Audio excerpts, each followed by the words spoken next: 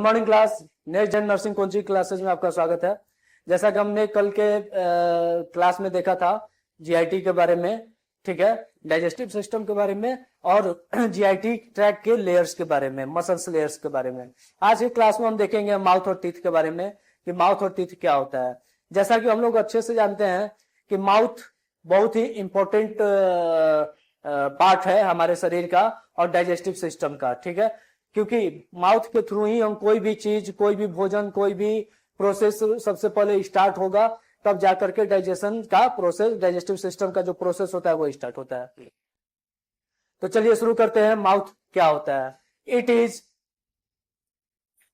Is otherwise known as oral cavity and buccal cavity.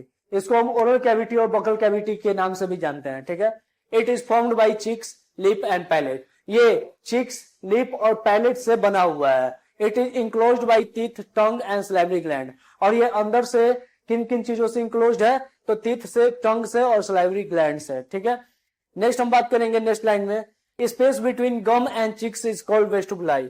जो space होता है चिक और गम के बीच का, उसको हम वेस्टिबुल कहते हैं।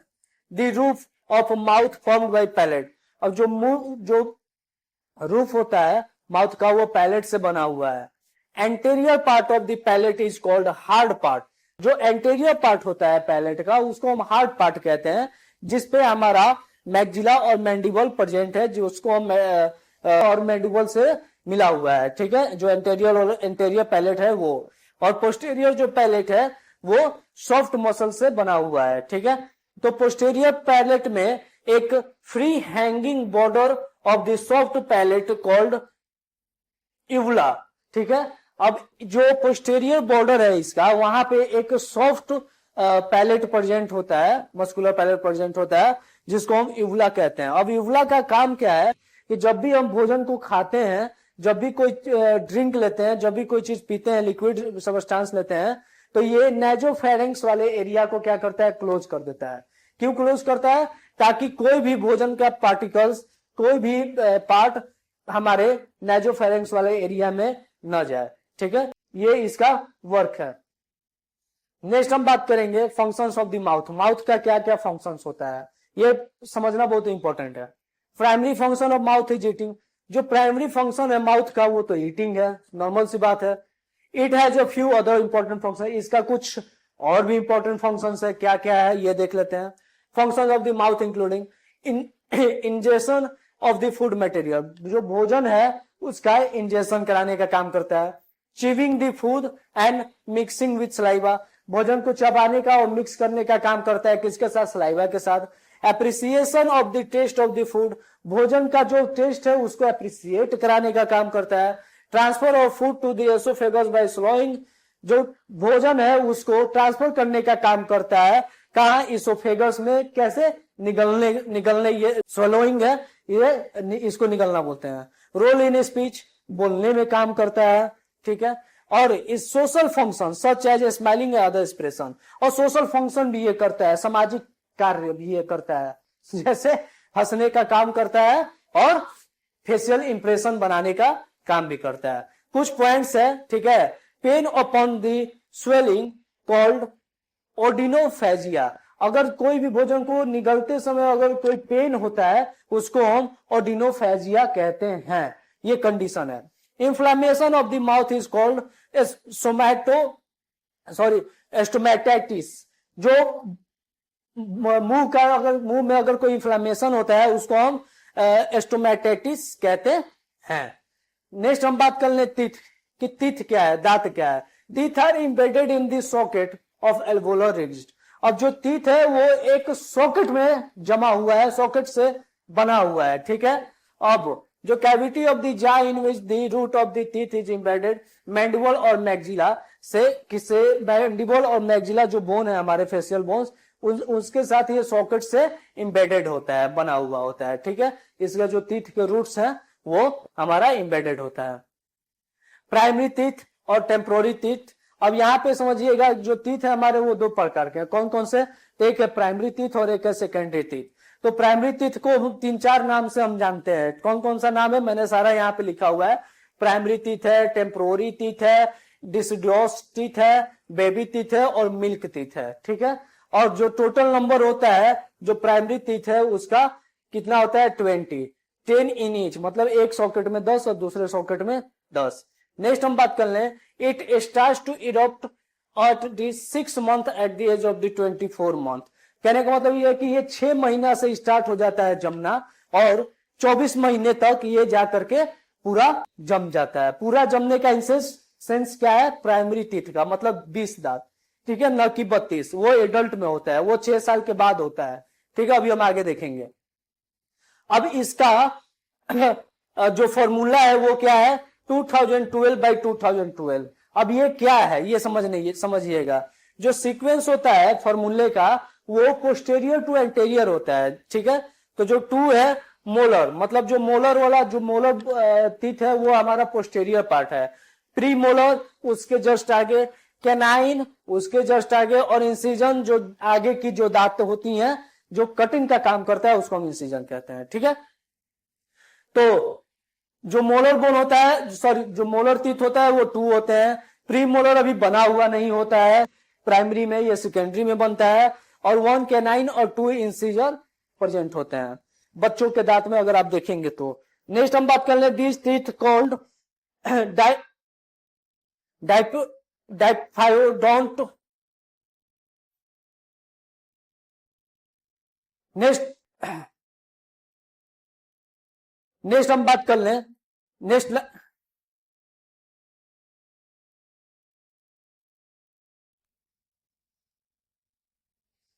हम बात कर लें, this teeth called diphyodont because erupt 2 time in the life. ये जो टीथ होते हैं, जो प्राइमरी टीथ होते हैं, इसको हम क्या बोलते हैं, डाइफीडोंट। अब ये थोड़ा सा ही प्रोनाउंसिएशन इसका गड़बड़ है, ठीक है, तो ये आप समझने की कोशिश कीजिएगा।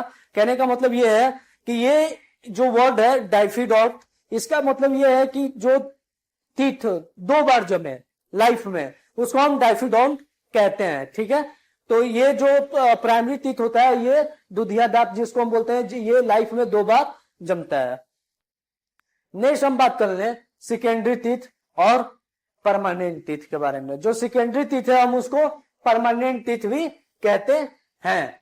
It start to erupt in 6 years. ये 6 साल की एज से बनना स्टार्ट होता है of the first molar and completed 32 teeth in the 24 years. कहने का मतलब ये है कि 32 जो दांत हैं ये 24 साल की एज तक जब आप एडल्ट हो जाते हैं तब जाकर के 32 टीथ बनते हैं हमारे, ठीक है। और ये 6 ईयर्स से बनना स्टार्ट हो जाता है, मतलब मजबूत बनना स्टार्ट। अब यहाँ पे देखिए क्या संबंध है प्राइमरी और सेकेंडरी का। प्राइमरी में जो टीथ है वो बनता है, टूटता है और फिर बन जाता है, ठीक है। तो अब वो जो टीथ है अब वो अगर नहीं टूटता है और उसके बाद जब जम जाता है तो अब वो हार्ड, अब वो सेकेंडरी में आना स्टार्ट होता है। प्राइमरी सब वो सेकेंडरी में आ रहा है, इसलिए यहाँ पे फर्स्ट मोलर पहले दिया हुआ है क्योंकि प्राइमरी वाले में मोलर बन जाता है। इसका जो फॉर्मूला है वो क्या है, 3212 3212 32 12 32 12। अब इसका क्या मतलब है कि 3 मोलर, अब यहां पे तीसरा मोलर आ गया। पहले वाले में क्या था, 2 मोलर था, ठीक है। अब यहां पे एक तीसरा मोलर आ गया। अब वो जो तीसरा मोलर है उसके बारे में हम बात कर लेंगे नीचे। 2 प्री मोलर, पिछले वाले में क्या था, प्री मोलर नहीं था, लेकिन यहां पे क्या है, प्री मोलर बन गया। 1 कैनाइन और 2 इंसिजर, ठीक है। नेक्स्ट हम बात कर लें, premolar and molar are called grinding and crushing and chewing teeth, ठीक है। अब जो प्री मोलर होता है उसको हम क्या बोलते हैं, ग्राइंडिंग बोलते हैं, क्रशिंग बोलते हैं और च्यूइंग टीथ भी कहते हैं। यहाँ पे एक लाइन हमारा छूट गया, इंसिजर और कैनाइन को हम कटिंग टीथ कहते हैं क्योंकि ये आगे की दांतें होती हैं और ये कटिंग का काम करती हैं, ठीक है। नेक्स्ट हम बात कर लेंगे, third molar is called wisdom teeth. और जो थर्ड मोलर होता है उसको हम विजडम टीथ बोलते हैं। क्यों बोलते हैं, क्योंकि थर्ड मोलर जो है वो जब बनता है तो अब वो टूटेगा नहीं, अब वो लाइफ टाइम के लिए बन गया। और प्री मोलर, अब यहाँ पे जो लाइन है next line, third molar and premolar teeth are called monophyodont because 1 time in the life. ये जो प्री मोलर है और जो मोलर है इसको हम मोनोफायोडेंट कहते हैं क्योंकि ये लाइफ में एक ही बार बनता है और एक ही बार खत्म होता है। नेक्स्ट हम बात कर ले स्ट्रक्चर ऑफ टीथ का, कि क्या स्ट्रक्चर ऑफ टीथ होता है। A tooth has 3 major region, दांत के 3 मेजर रीजन होते हैं। कौन कौन से होते हैं? तो एक होता है क्रॉन, रूट एंड नेक, ठीक है। अब यहां हम फिगर में देख लेंगे थोड़ा सा कि ये जो एरिया होता है, जो विजुअल एरिया होता है, जो दांत हमारा दिखता है, उसको हम क्रॉन कहते हैं। उसके बाद नेक कहते हैं जो गर्दन होता है, जहां पे अटैचमेंट होता है, और रूट कहते हैं जो गम के अंदर जाकर के मिला हुआ है, उसको हम रूट कहते हैं। यहाँ पे मैंने लिखा भी है, crown visual portion of the teeth, root embedded portion in the socket, जो सॉकेट से इम्बेडेड है, neck constriction junction of the crown and root near the gum, ये एक जंक्शन है जहां पे क्रॉन और रूट का जंक्शन है, कहां पे? गम के पास। Teeth is composed of dentine, अब जो टीथ होता है, दांत जो होते हैं, वो डेंटाइन से बना हुआ है। और डेंटाइन क्या है? Classified connective tissue composed of 20% of the calcium salt से बना हुआ होता है, ठीक है। The dentine includes a cavity within crown called the pulp cavity, अब जो डेंटाइन होता है वहां उसके साथ एक कैविटी प्रेजेंट होता है जिसको हम पल्प कैविटी कहते हैं, which contain the blood vessels and nerves, जो ब्लड वेजल्स और नर्व्स को कंटेन करता है, अपने साथ रखता है। Pulp cavity in root called root canal, जो पल्प कैविटी अगर रूट में है तो उसको हम रूट कैनाल कहते हैं, ठीक है। और and it's opening is called apical foramen, और इसका जो ओपनिंग होता है उसको हम क्या बोलते हैं? एपिकल फोरामेन कहते हैं। नेक्स्ट हम लाइन बात कर लेंगे, dentine in crown is covered by hardest substance of the body, जो डेंटाइन होता है क्रॉन के पास वो भी कवर्ड होता है किससे? तो एक हार्डेस्ट सबस्टांस से, जो कि composed of 95% of the calcium salt, जो 95% ऑफ द कैल्शियम साल्ट से कंपोज होता है, जिसको हम इनामेल कहते हैं, ठीक है। Enamel protects the dentine in the crown by acid produced by bacteria, और जो इनामेल होता है वो क्या करता है? तो वो डेंटाइन को प्रोटेक्ट करता है किन चीजों से? तो जो हमारे मुंह में बैक्टीरिया प्रेजेंट होते हैं उसके एसिड से, ठीक है। जो बैक्टीरिया होंगे अगर वो एसिड छोड़ रही है तो उनके एसिड से ये प्रोटेक्ट करता है, ठीक है। Dentine in root is covered by cementum, अब जो डेंटाइन होता है वो सीमेंटम से कवर्ड होता है, ठीक है। और thin layer of the calcified tissue, जो कि थिन लेयर होता है कैल्सिफाइड टिश्यू का। इंफ्लेमेशन ऑफ द गम्स और गिंगिवा characterized by redness, swelling and tendency to bleed is called gingivitis, ठीक है। कहने का मतलब यह है कि अगर कोई गम में इंफ्लेमेशन हो जाता है और स्वेलिंग हो जाता है या रेडनेस होता है या ब्लीडिंग होता है तो उसको हम क्या कहते हैं? गिंगिवाइटिस कहते हैं। यहां हम देख लेंगे स्ट्रक्चर, ये क्रॉन हो गया, ये इनामेल हो गया, ये डेंटाइन हो गया, ये पल्प कैविटी है, ठीक है, ये गैंगिवोल सल्कस हो गया, ये सीमेंट हो गया, जो सीमेंटम अभी हम लोगों ने देखा। फिर ये लिगामेंट्स है, जिस लिगामेंट से गम और टीथ जो है वो जुड़े हुए हैं। उसके बाद रूट कैनाल हो गया, और एपिकल फोरामेन, जिस फोरामेन से जो रूट कैनाल, जो नर्व ब्लड वेजल्स जा रहे हैं, ये हो गया। ये एक डायग्राम है, ठीक है।